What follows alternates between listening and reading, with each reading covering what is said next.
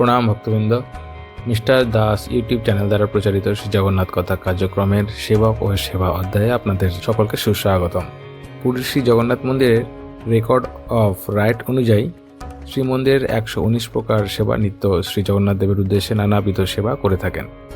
এইখানে প্রায় সমস্ত সেবকেরা বংশগতভাবে ও জাতিগতভাবে ব্রাহ্মণ, ক্ষত্রিয়, বৈশ্য এবং শূদ্র সেবকেরা সেবা দিয়ে থাকেন।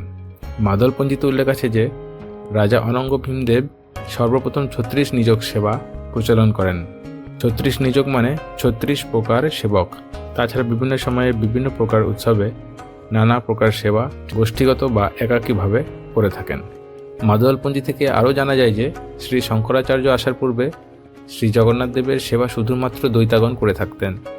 শ্রী শঙ্করাচার্য সেই সেবকদের সংখ্যা বাড়িয়ে 6 প্রকার সেবকের মধ্যে সেবা বিভক্ত করেন। তারপর অনঙ্গ ভীমদেবের রাজত্বকালে বিনাকার ও পুরাণ পাণ্ডার 16 প্রকার পণ্ডিতদের ডাকা হয় এবং তাদের নারদীয় সেবক হিসাবে রাখা হয়। এই 16 প্রকার পাণ্ডারা উড়িষ্যার 16টি গ্রাম থেকে আসেন এবং তারা নানা প্রকার রীতিনীতি, আচার অনুষ্ঠান জগন্নাথ দেবের প্রীতিবিধানের উদ্দেশ্যে রচনা করেন। 1805 সালে উড়িষ্যা যখন ব্রিটিশদের দ্বারা শাসন হচ্ছিল, সেই সময় শ্রীমন্দিরের তরফ থেকে একটি সেবক ও সেবার তালিকা ব্রিটিশ গভর্নমেন্টের কাছে পাঠিয়েছিল। সেই তালিকা থেকে জানা যায় যে সেই সময় 250 প্রকার সেবক শ্রীমন্দিরের সেবায় নিযুক্ত ছিলেন। শ্রীমন্দিরের চারিপাশে যে সমস্ত ছোট ছোট দেবদেবীর মন্দির রয়েছে, সেই মন্দিরের সেবকদের বাহার দেউলু সেবক বলা হয়। তাদের সেবা মূল মন্দির থেকে ভিন্ন। তাদের আরেকটি তালিকা রয়েছে।